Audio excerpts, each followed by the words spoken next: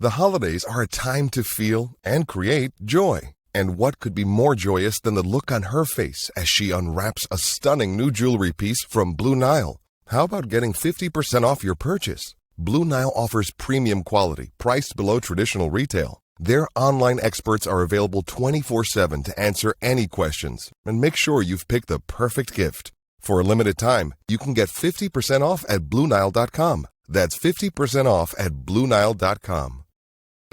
This episode is brought to you by Columbia Sportswear. It's snowing again, and that wind chill is killer. But you're not worried about that because you shop the Omni Heat Infinity Collection. It's warmth perfected with tiny gold dots that reflect your body heat inside and protect you from the cold outside.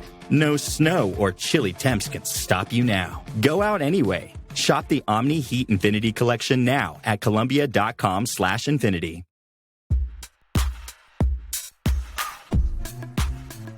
The Portland Trailblazers, in a season filled with lows, hit rock bottom Thursday night during an embarrassing loss to the deeply depleted Utah Jazz. But here on the Blazer Focus podcast, we're going to try the best we can to keep things positive. I am Aaron Fentress of the Oregonian, joined as always by Craig Birnbach, who watched last night's debacle as well. But Scoot Henderson had a career high, Craig. So, that was good, right? Right? No? Yeah? 23, 20, wait. Yeah, he did. 23 sure. And 10. Take yeah, that. 20 and 10, right? Like he did it for the first time. I'm just saying, that marker for you're a not going to? point guard, It the meant 20 nothing? and 10 marker is always a good one. Stop. I'm not going to go positive on that. It means it meant nothing. They let them dunk. They were down 30. I'm going to give you the opportunity. They were down 30. But as I always do, I try to find positives in certain situations. Well, some people will argue that I always do that, but I do often a lot. Yeah. And I'm trying to with this team because we all knew coming in it was going to be kind of, a mediocre to bad season. But they just started a stretch of 8 of 9 at home. 6 of the 9 opponents have losing records, including Golden State coming up. They got San Antonio twice, Washington, and Utah.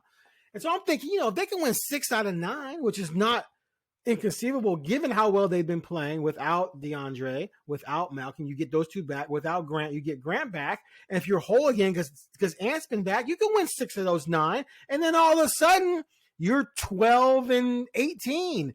And you're still in a hole, but, you're within 5 games of the play-in probably. And then they go out and just get pasted by the Jazz, who are without 4 of their top 5 scorers who combined for 67 a night, including Clarkson and Lauri Markkanen. And I'm just at a loss the entire game. I kept thinking, okay, they're going to make a run. They're going to make a run. They're going to make a run. And it just kept getting worse and worse and worse. And they were down 33 in the fourth and ended up losing 122-114, which Sean Highkin had a great line last night. He said it was an 8-point loss in name only. I thought that was hilarious. Because I was saying it was a complete, I called it the worst 8-point loss ever. Yes, and then Sean very said much it's an 8-point loss in name only. So I thought that was funny. It cracked me up in the press room. But anyway, wow. I'm just completely deflated me. Ruined my holiday season. I'm going to be in a funk for the next couple of weeks. Because I was just trying to find something to cling to from a standing standpoint. And now I'm just like, it's over with. So anyway, what's your take?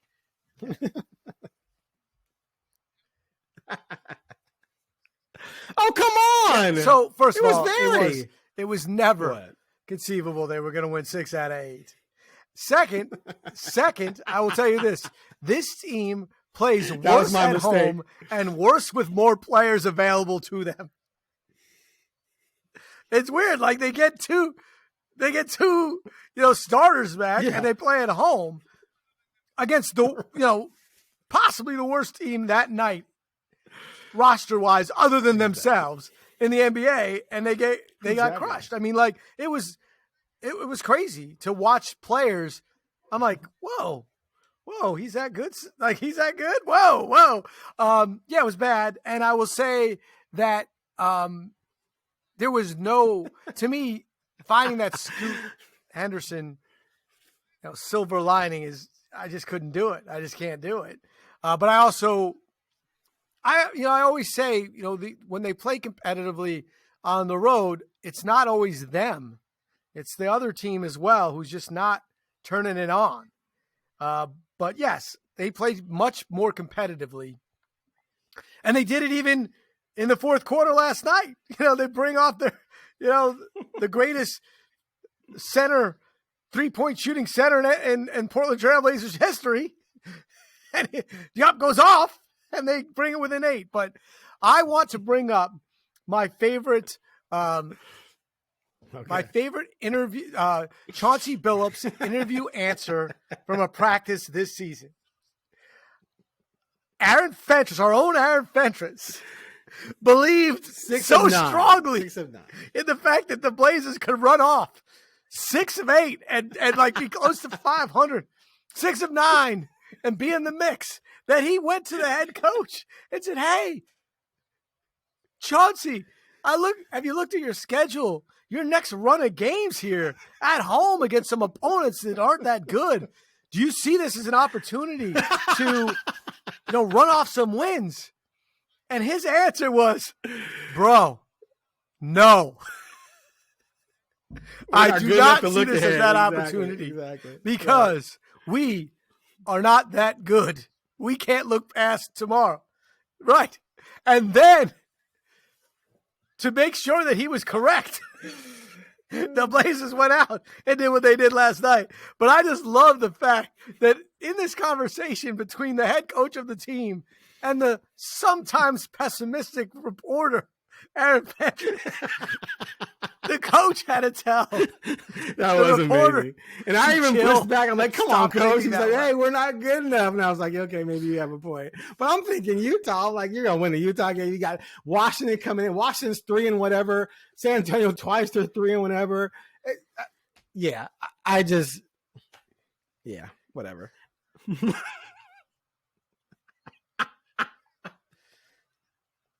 He said, "No, bro." Oh my God. That's his answer. Just like that. "No, bro." Like, no, we're not looking at 8 games.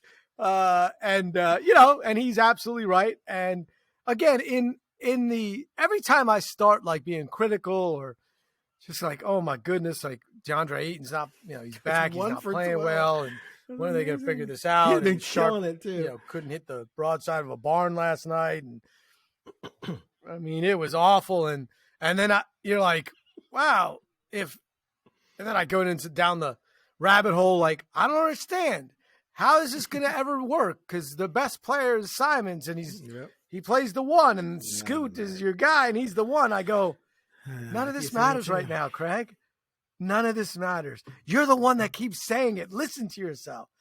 It's the wins and losses. But I will say, I can be a little bit turned off by the absolute optimism sometimes that you hear from media members asking about, because the L's keep great. The L's Simons keep popping up, right? Great with Sharp, and I'm like, okay, nothing's great. Nothing's great.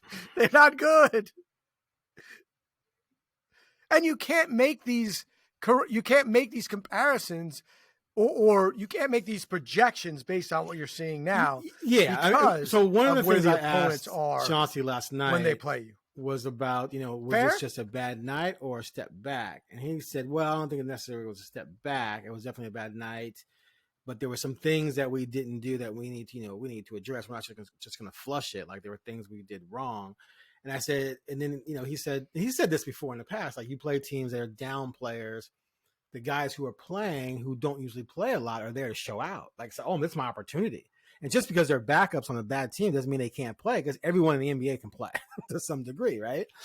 And then at the end of the press conference, I kind of said, your team should know this better than anyone, because they were catching people off guard with depleted rosters. Like, they won. This team won at Indiana and at Cleveland, right? So then later in the locker room, I asked Ant, like, did they maybe look past this team, which is crazy when they're 6-16, right, going into it. But hold on. But again, Ant and Sharp are killing it. You get back Ayton. Yes. We kept talking about when we get back these guys. You get back Ayton, you get back Brogdon, and you're playing a team that's down Collins, Clarkson, and Marketing, and George. That combined 67 points per game. And now he said he didn't think consciously they looked past them, but maybe sometimes subconsciously you do, It's not that you're looking past the guys who are playing. You just have a little bit of sense of relief of the guys who aren't, which makes sense from a psychological standpoint. But again, then you can say, like you're saying, well, then that's probably what these other teams did when they played down to the level of the Blazers, when the Blazers roll into town without Ant, without Grant, and they beat you. And you're like, well, how the hell did we lose this game? Well, we shot poorly, committed 20 turnovers or whatever, and so went off on their team. Now this is in reverse.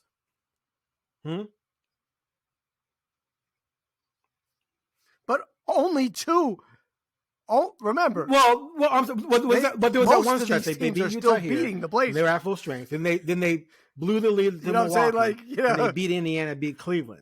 Like, that was a nice stretch of ball right there, where you're like, okay, you beat 2 playoff teams, you had a contender on the ropes, and you beat a team you should have beat at home. Sure. And that was with a lot of guys in and out of the lineup. So that's why it's not crazy for me to think that when you get these guys back, because Grant should be back soon, that you can run off 6 out of 9, win 3 of your games are against teams that haven't won 5 games yet, and 2 of them are against Utah. So that's 5 right there, and they're all at home. So I don't think it was crazy, but now I think I'm a lunatic after what I saw last night. But, at the end of the day, it's still, and I wrote this about when I wrote about Scoot, is that at the end of the day, it's all about development. And so if that's the case, you can't really frown at losses, because at the end of the day, also, the more losses, the better. Yeah. And we did see something out of Scoot, which I know you're downplaying, but at least it was better than what we've seen most of the season. So that's how I'm trying to keep myself sane. Yes. Yeah, it was better. I'm just saying, like, to me, it's almost like saying you saw something great in practice. It's still good. It's better than seeing nothing great, but I just don't put a lot of stock in it being a career high. And he had a couple. I mean, he made some plays last night that were really bad. I mean, he had a turnover that you just don't see in an NBA game, where the point guard he jumped up in the air and threw the ball in the middle for them to take down the other way. And that is not a thing you see in the NBA. Like, you see that in a high school game, and he is 19, right? So he's going to make those. But I'm just saying, it wasn't a night where you're like, oh, he played, great when it was competitive. Right. No, he scored most of the points. I mean, his first dunk was when the game wasn't done yet, and it was nice, but it wasn't like, I don't know. It's like the celebration of his first dunk was like, was that his first dunk in a game? Playoff win. I'm like, dude, the guy's an NBA basketball player who's super athletic. Yes. Like, I don't. I mean, that's what the Twitterverse said, right? Okay, and the second one was definitely more impressive. I'm just saying, like, I can't. Right. It's not. You're value 100% correct. It's not monumental. As a monumental game, because he went 20. And we're coming from that's all. A place where the guy was shooting 30% and 18% on threes. He had that 4-17 night on the Friday against Dallas. I can't remember who they played. But anyway, that was arguably his worst game. And so then he's come back with 2 good games. And since we're dealing with a 19-year-old who's trying to overcome a horrible start, to me, you score 19 and then you come back with 23 and 10, regardless of garbage time, regardless of where it was. That is still a step in the right direction, even though you're right, it shouldn't be treated as your typical 23 and 10. I agree with you there. But for him, that was a step in the right direction. Now, to his credit, after the game, he didn't really care. He's like, we lost. It doesn't matter. And I love that about this kid. Like, he's like, I'm here to help us try to win and try to figure out how to win. So yeah, I had 23 and 10, but we lost. Yes. And, he said, my confidence has never changed. You guys are just seeing the ball go in more. I'm still the same guy. I'm still the same player. I'm still pushing forward, et cetera, et cetera. But the 23 and 10 meant nothing to him, probably less to him than it clearly does to me, because I'm looking for positives, and clearly more along the lines of what you're saying.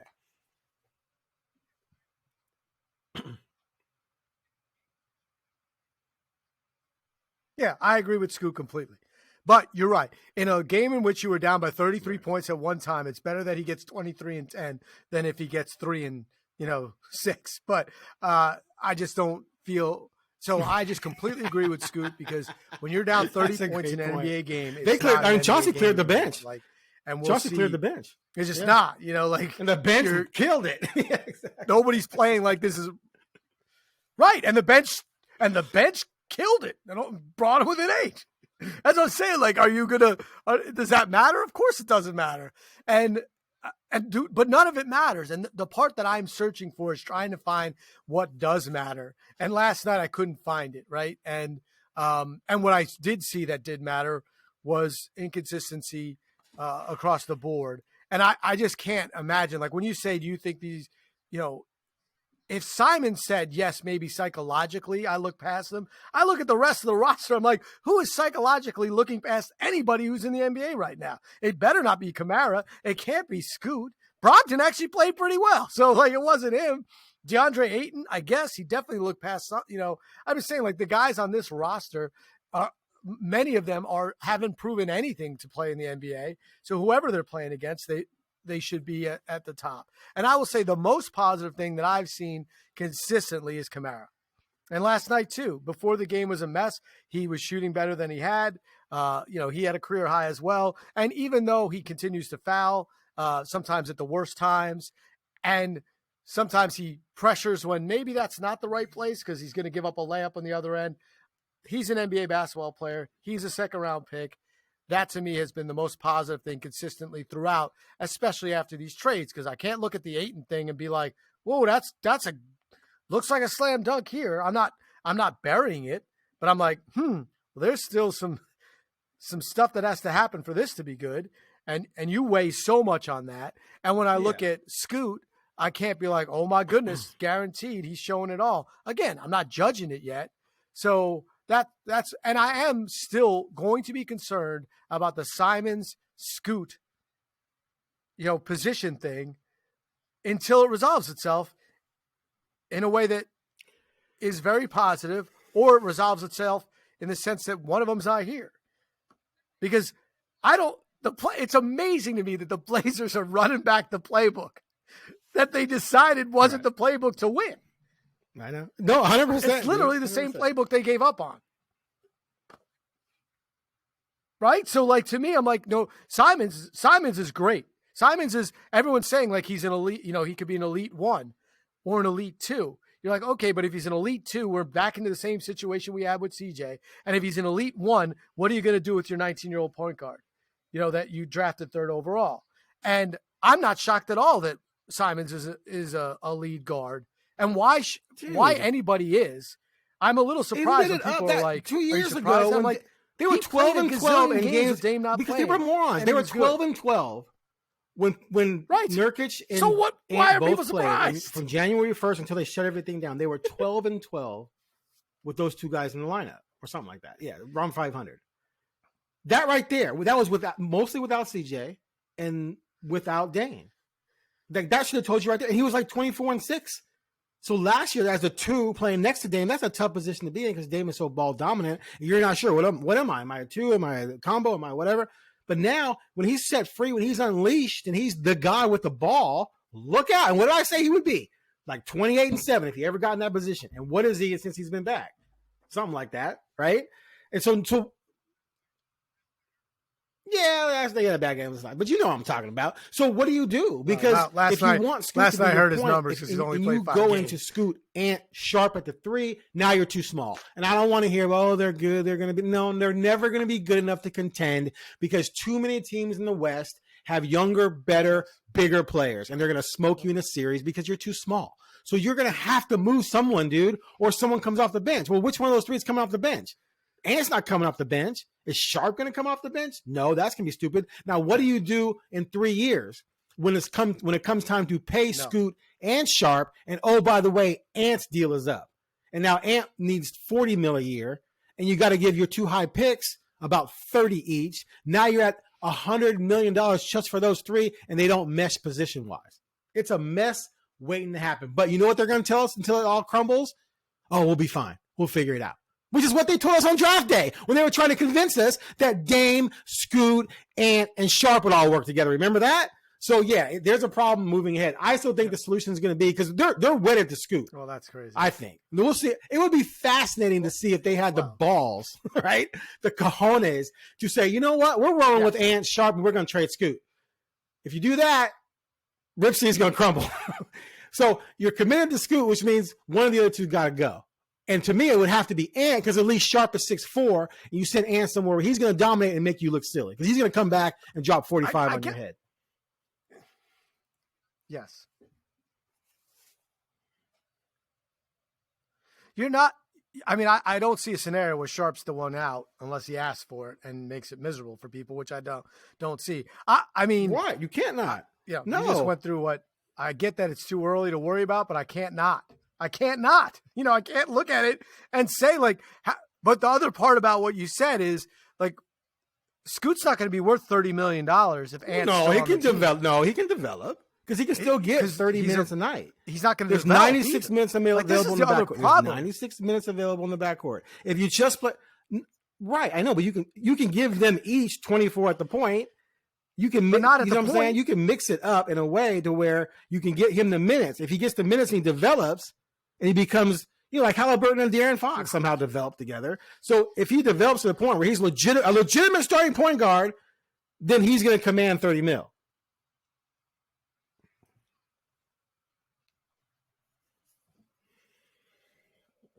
I'm just saying it's a lot harder to develop him when he's not your starter and not the guy that knows he can go out there and do whatever, because Simons is going to come in. And eventually they're not going to want to lose 60 games. You know, eventually you can't, like this year it's fine, do whatever, but you can't go like this is their third straight year of telling their fan base that wins don't matter.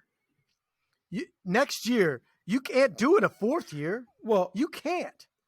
They're gonna. Well, they can't try to lose games again. I mean, that's to me is like, ugh. And if they do sell the team, someone's going to say, no, we got to do something. That's all. I just keep running into the problem and it's not close right now. And we knew it wasn't going to be close. I told you they were going to start Scoot because of what I believed and was correct about was that they were married to him. You can't draft him, trade Dame, and not start him. So I thought the whole time it was going to be Simons and Scoot starting, and that they might also start Sharp because why not? But now I just don't. I wouldn't put if you put Simons at the 2, 100%. Right. A lot. You're worse. You're worse. You know, like it's just there's no way around it. And it's not a little. But eventually you have to, it's a right? lot. And you can't win anyway. Yeah. So then I go, oh, why do I care? You know, like that. It's like the cycle. I've given this cycle of my, but not this year, right? So you could kick the can down the road, but eventually the can's going to kick. The wall's there, and you kick the can, it comes right back and hits you in the face. So, like, what are they going to do? And they're right in that they don't have to solve the problem now, but they have to trade Brogdon because, like, you might as well trade Brogdon now. Get what you can, the most out of him. I see lists of guys, you know, in the league. I haven't seen his name pop up that much, but that's one thing. I mean, we could talk about it later, but he is good, and he's way better than Scoot right now, and he's more dependable than Sharp as far as consistency. Yeah, he's a championship rotation you just don't player need trapped him on a rebuilding clogging team up those minutes mental. when you're losing. He doesn't anyway. want like to what's do the point? There's no way he wants to be it. There's no way. Of course, he's a pro. He's a pro. Yeah. So he's doing what they ask him to do. But he says all the right things. I give him tons of credit. Having a positive attitude. He's definitely a pro. Tell. And why would he? Like I wouldn't want to be doing that either. He was the 6th man of the year on a contender just 6 months ago. Why would he?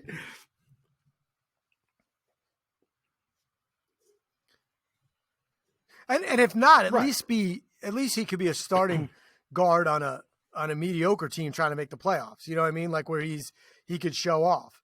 But he also has to know his injury history. He's not blind to that. I mean, the guy can't stay healthy. I mean, it sucks for him. And, you know, so the Blazers, every time they play him, to me, they're risking him being out for a significant period of time and then not being able to get something for him and still being stuck in the same place where you don't have him, right? If you're not going to have him, you might as well get something for the future. And because that's all this team's about. And that's, you know, that's what I have to try to remind myself when I go down these rabbit holes, that none of this matters. But it does get hard when I can't find what am I like once I get past Kamara, like what else am I looking for? Okay, consistency from Sharp. Like I believe in Sharp, always have. And then okay, let's talk about Sharp. Let's talk about Sharp. I am that worries fully me a little bit, happy like, with where Sharp is can, right now. I think he just had a stretch that was crazy. Yeah. He had a bad game last night. He's still young. He's still immature. He's only 20. But he has definitely made a huge leap this year, especially in the last couple of weeks. I believe last year he had all-star potential. I believe that even more now. So I'm cool with where his trajectory. And like, I said at the beginning of the season, my main focuses were going to be Sharp, Scoot, and Deandre, because Deandre has to hit. Now, there's a belief out there that they don't need Deandre to be really good to contend in the future, which I think is just asinine, because that means you're going to hit on your next 2 draft picks, right? And so, hit big on those next 2 draft picks, because Scoot and Ant or Scoot and Shade are not getting you to the promised land. You need a big to help get you there, and you have a guy on your team that's number 1 overall pick. So it would be helpful if you were able to just get him to a point where he was really, really good, instead of trying to go out and find someone to come in and be really, really good. So he's my other main focus. And right now he's just so up and down. I can't make heads or tails of anything with him. Okay, so the up for me still is that they had a plan coming in with how Ayton and Ant were going to work together, and how Ant's scoring ability and the respect he commands was going to open things up for Ayton, and that they were going to try and play with what he did best and give him more opportunities than maybe Phoenix did. And then you would see hopefully maturation, since he's just hit 25. His car insurance went down. So I love one of my favorite age analogies. I always say this about young men, and people always complaining about some young kid. I'm like, there's a reason why his car insurance is not so high, because he's under 25 and male. And that's because under 25-year-old males are usually not very responsible. But anyway, so he's going to get older and mature. And so there's just been nights when it's like, wow, he looks really good. And that mid-range jumper, I love that from big men. You should love that too, being a Pat Ewing guy. So I just still believe there's upside there, especially playing with 2, 3, maybe 3 really good guards. And they're in the beginning stages of working with him. It's all early, and they haven't really been giving him the ball that much. Just let him flow through the offense. So I still hold out hope that he's going to take another step. I don't believe he's been given the opportunity to take that step and then failed. I don't believe the opportunity has truly been there, but we have seen signs. All right. So 2 things. One, keep my favorite player ever out your mouth. I will. It was a G.I. Jane joke. You do not compare him to Deandre Ayton. Jose, I just compared the midi. Just the midi, okay? The mid-range compared Deandre Ayton to Patrick from the Ewing big man. At the lost art. At this point. Yeah. Did not. 2, what you're telling me. But he hasn't been what given you're telling shots, me is you though. still have hope. But he hasn't had up. He's only gone over 20 points once. I mean, that's just, to me, right. That's fine. That's fine. No, so it's been par. It's been what you're mostly even. saying is he's been it hasn't exactly been what up he was and down. Phoenix, it's been down, but you still believe there's up. I agree can't with blame that. him for right. Ooh. And his rebounds are there. Right? So well, he is shooting the same percentage. I'll give you that. But there is a point. Don't come on. Yeah. Don't make me look up Kamara. Don't make me look up Kamara. You don't want me to do this. You don't want me to do it. I'm just saying, like there. I'll give you that, but don't make me look up his stats. I'm on the bandwagon. It's my science. Give me something. Give me something to be so excited about. The last couple. I'm just saying that there's. I know. Oh, he can't shoot the 3. Last night he was 3 for 3. He was 3 for 3, and I love Lamar and Calabro, but they were putting him in the Hall of Fame for shooting. It's over. He's gonna double it. It's over. No, but what I'm saying is there's an argument. There's part of me that says you called yourself dominating, and there are times when players just elevate and do, whether or not it's not like he doesn't have any opportunities. But I'm with you. I'm waiting and seeing. I'm not, and if I'm him, why kill myself right now anyway? Right? Like, why try to get 30 so we can lose by 4? Right? Like, I get it. Let the guys develop, do what they're asking you to do, and he's been good as far as a teammate and stuff like that. The injuries, the knee. I hope it's not anything real, significant, because if you want to talk about knees and big men and legs and big men, we could do another thing. We could just do that as a Portland Trailblazers podcast, and none of us want to do that. Nowhere near I'm just skilled at some point intelligent yet as Chris Paul was at getting him in certain spots. So sometimes the passes are late when they do run certain things, or they're not running right, or there's bad reads. Like that's another factor. I think that costs him a few shots a game. Anyway, go ahead. Sorry. Yep. Right. Oh, no doubt. And Simons hasn't played, so that's your number one argument. When he's in there with Brogdon, I'd like to sometimes see more. And I would. I'd like to see every once in a while where he grabs the ball, he turns, and he dunks on somebody. You know, like I can use his name now. Yeah, I can use his name now. In that vein, I can use it. Okay, I see how it is. Call it right, like Patrick would have. Small hands and all. That's a good point. Yes. But you know what I'm saying? Like, get an offensive foul called. I don't care. You are the number one pick, not because of your necessarily of your nuanced skill in the pick and roll. You were picked number one overall because athletically you're gifted and you're huge. So sometimes you could just do that. And like you do see that from other guys that aren't. I mean, I watch the Knicks, right? So unfortunately Robinson's out, but sometimes he just goes and dunks on people. You know what I mean? Like, and he has no offensive skills. And so that's all I'm saying. And maybe it's not that there's no point for him to do it at this, at this juncture. So I'm not mad at him yet. I just am not thinking like, okay, this is perfect, obvious. And I'd like to see some nights where he just decides, you know what? I feel like scoring 25. I don't give a crap. I'm not going back out.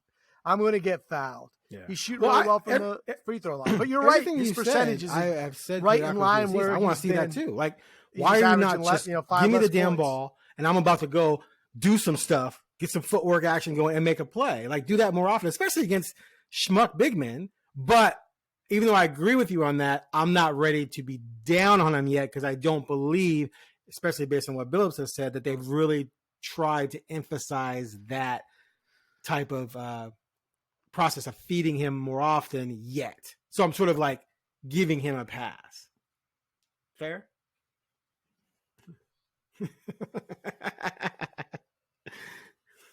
I'm going to give people the visual while I was shimmying, talking about making those moves. He was actually making the moves. Like he was showing what he could have done if he had the ball. And he was 7-1. Let's move on to. Oh goodness! I want your opinion. Give me your opinion. I talked about it a little bit with Brenna yesterday. I've been before we go, we got to talk about your Green. Impression first. Right? Of the I think we Draymond covered. Thing.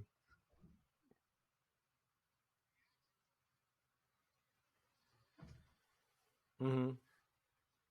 The reaction to it is more important to me from his teammates and those around him than the actual event. Because what I saw, I actually believe Draymond that he was flailing. 60 flail with a guy right and that's just what he does. And he does it in ways that are ridiculous. You believe that? Oh, of course, it was ridiculous, and he hit him in the face. And he okay, fair. So to me, I hear you. I believe Draymond believes it.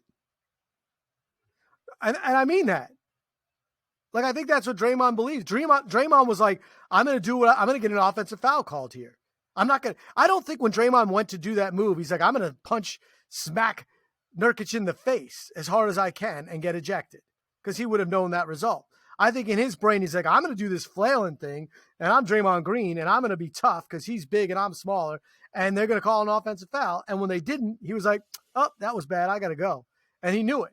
But to me, the reaction of his teammates and Steve Kerr and Dunleavy saying, we're cool.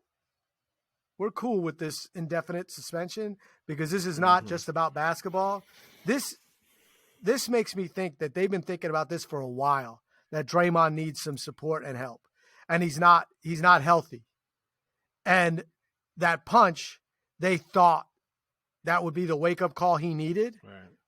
And that he did get some time to kind of get healthy. But they're like, okay, this process is longer than this. And the NBA is working on it. And to me, doing the right thing, like Joe Dumars is basically, they're coming together and saying this is a mental health issue. This is not a physical act of Draymond Green. Like, we don't think Draymond Green is evil. And we don't think he his whole persona is about trying to hurt people. We think that he's in a place that he can't control himself, and therefore he continually does things that are unacceptable on the court because of things that are affecting him on the court and off the court. So that to me mattered more. Like on its own, if that wasn't Draymond Green and someone did it, they'd probably have gotten kicked out, no suspension, and you'd be like, oh, that guy had a bad moment and made a dumb decision. But, when Steve Kerr says, like, we gotta get the Draymond Green that you saw, Very well that said. one needs I help. don't disagree with any of that. I believe that.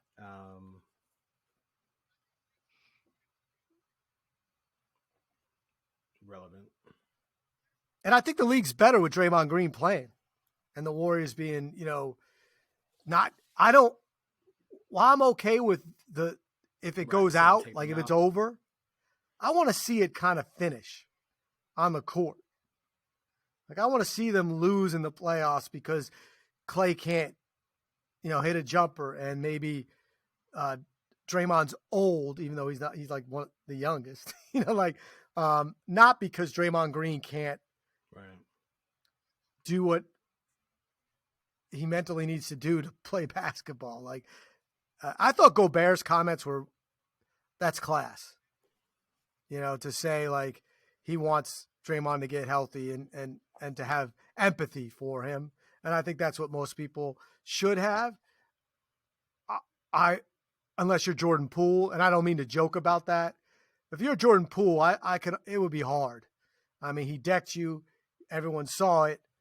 People blamed you. You got traded. Like it would be hard for, the forgiveness thing. I hope Jordan Poole can find that or whatever he needs. But on the flip side of this, I respect what Gobert said. In addition to all of this, obviously they're not as good without Draymond. They've been struggling anyway. The Warriors began the season 5-1. They were 6-2, and then since then they've just been a mess. They had a 6-game losing streak. Then they won 4 out of 7. Then now they're on a 3-game losing streak, and they're going to play in Portland on Sunday.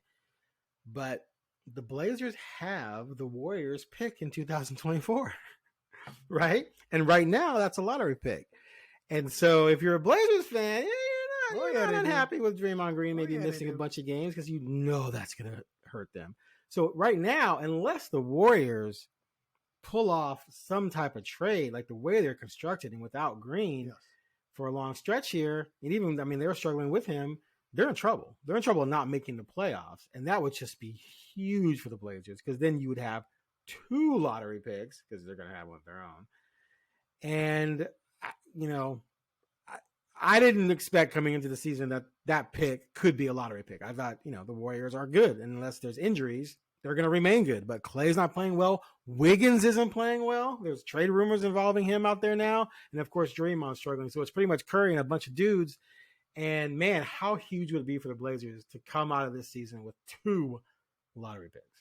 Yeah, that changes the dynamic of everything they did almost, So I would just say this. They're a half a game out and of the Rockets, and I think they'll be better than the Rockets. So, but the teams ahead of them, I don't know. The Clippers are 500. Are they going to be a disaster or are they going to be better? They're not the Timberwolves, the way they're playing, they're not better than them. They're not better than the Thunder. They're not better than the Nuggets. They're probably not better than the Mavericks unless they collapse again. They're not better than the Lakers. The Kings are still a mystery to me. So there's that. The Suns are struggling at 12-9, but they're not better than the Suns. Are they better than the Pelicans? Nobody knows. So given all that, how huge would it be for this team if they ended up with 2 lottery picks? It certainly changes the dynamic of how we rate the offseason. Correct. Because that gives you 2 chances. If you hit one of those 2 to be an all-star, you're in great shape. And if you hit 2, it's why they call it the lottery. You win jackpot. I'm just not there yet with the Warriors completely collapsing and not making the playoffs. I don't think that Clay can play worse. I don't think Wiggins can play worse. And they're still like only a half game back of the Rockets, And right. But the West is hard, man, and there's a lot of unknowns because, I don't know how good New Orleans is going to be because their best player has never stayed healthy. Sacramento's a mystery to me all the time. I still don't know. And look, Memphis is awful, and Ja Morant's coming back, right? Like, so is there a chance that they go and win? I don't know, because I have zero idea what that team is without Ja Morant. And did we expect Utah to be this bad? No, I didn't. I also can't see how. So I don't know. I can't see how Golden State wouldn't do everything possible to retool this team around Steph. I don't think they're going to waste a Steph year. He's 34, 35 already. He's 35. Yeah, you can't be wasting his years. And so then they're going to face an interesting decision in the offseason. Do they trade Steph and get draft picks and start over and get their own Scoot, or do they continue to build around him, which Portland refused to do? So I think they'll do whatever they can to try and get some things around him to make a run to at least get into the playoffs. So I wouldn't count that lottery pick yet. But still, the fact that it's in play is huge. I think. It's fun. Yeah, it's definitely fun. It's interesting. Let me just say this on the record. Sure. Steph Curry does not get traded. Ever? No. What if he wants to go somewhere to win another ring? What if he wants to go chase a ring? He might. You never know. Yeah, I don't think he'd do it. Yeah. He'd say, I'll chase it here. Chase it here. Figure it out. I agree. All right. I mean, I guess if Steve Kerr were to leave, that's true. I'm just going to, maybe. He's going to retire. Yeah. If players like him should retire where they are. Like, he should retire a Warrior. All right, that's it. Patrick Ewing did not. But Patrick Ewing did not win a championship and did not retire. But he left when he was way past his prime. I still can't believe he went to Atlanta, right? Oh, he was. Did he go to Atlanta? He played Atlanta. Boston? I think there was one other team. I don't like. No, not Boston. Not Boston. I don't like to think about those years. Yeah, it's bad. Just like me with Jordan and the Wizards. Never happened. Jordan was never a Wizard. I don't know what people are talking about. I refuse to watch any highlight of him. Like anytime something comes on, I just turn it like it didn't happen. I pretend he retired in '98. All right, we're gonna retire this podcast, the Blazer Focus podcast. Thanks for listening. We'll be back pretty soon next week after these two critical, huge games. Saturday against Dallas and Golden State on Sunday. I'm doing it again, Craig. I'm doing it again. All right, we'll catch y'all later.